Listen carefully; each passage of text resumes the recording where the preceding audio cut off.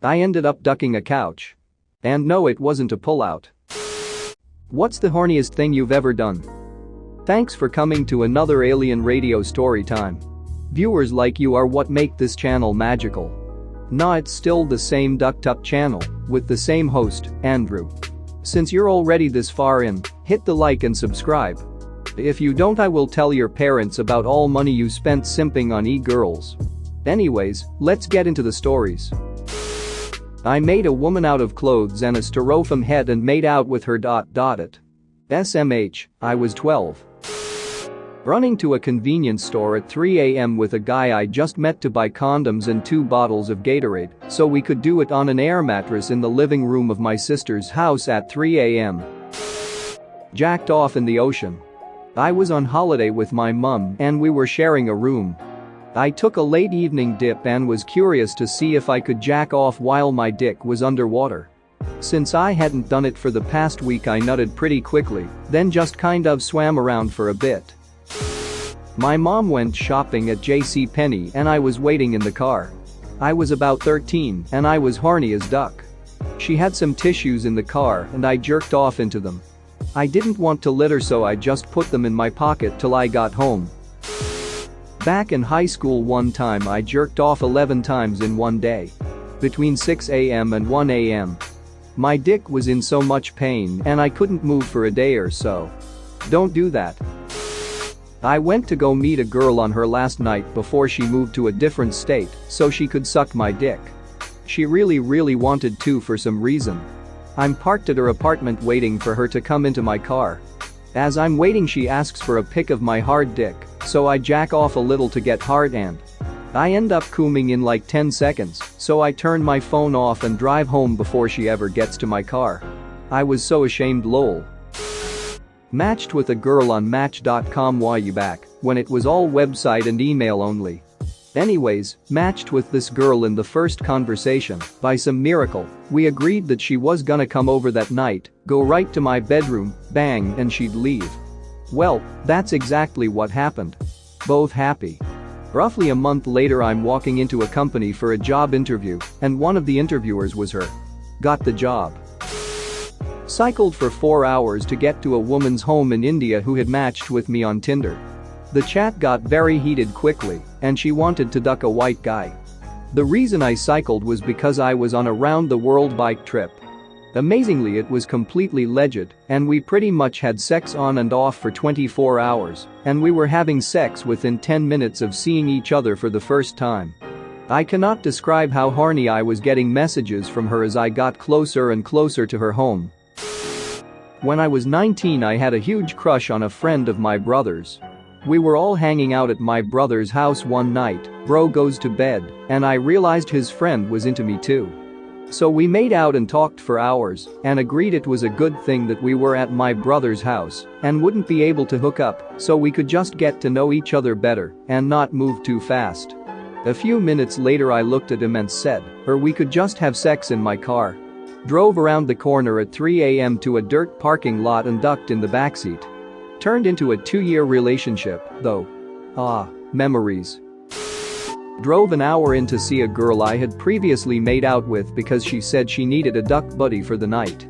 Got to her place around 9, hung out with her and her roommate for a little bit, then went to the bedroom.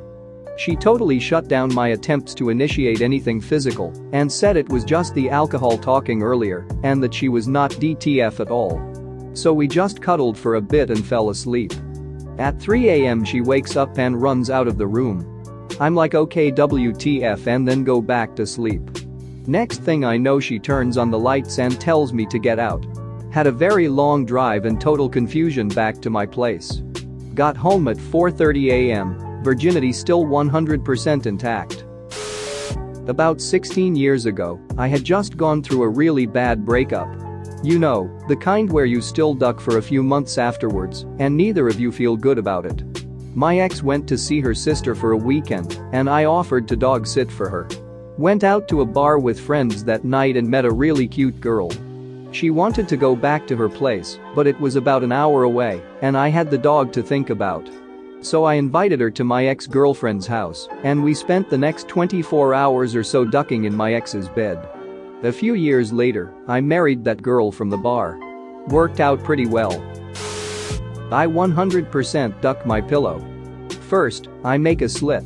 Not too long, careful as to not rip the edges, making what I call the husband stitch. Then, I take 2 Ziploc bags and I fill them with Amy's organic lentil soup, which I microwave to exactly 98. Which is 6 degrees, not enough to burn you, but just enough to feel warm and inviting. Then I place them in the slit of the pillow. There's another slit in the back, but that's only for my birthday. This wasn't me, but I was on the receiving end of this horniness. The guy I went to high school with drove 2.5 hours across the state for me to duck him in my dorm. I offered to let him spend the night, but he thought it'd be weird to spend the night with a guy. Apparently the sex was no problem though. He immediately turned around and made the drive back home.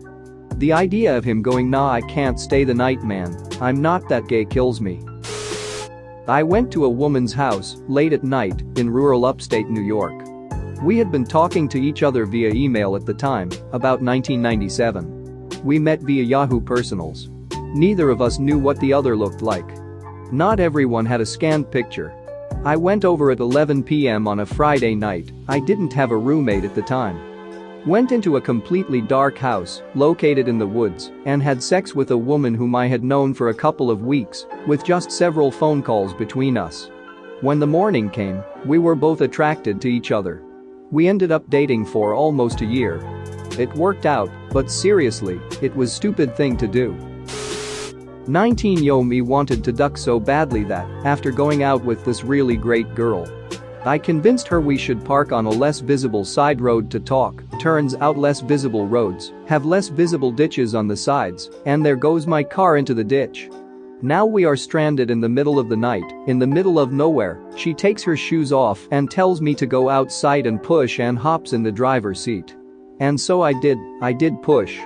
8 years later I'm still pushing whatever she tells me to.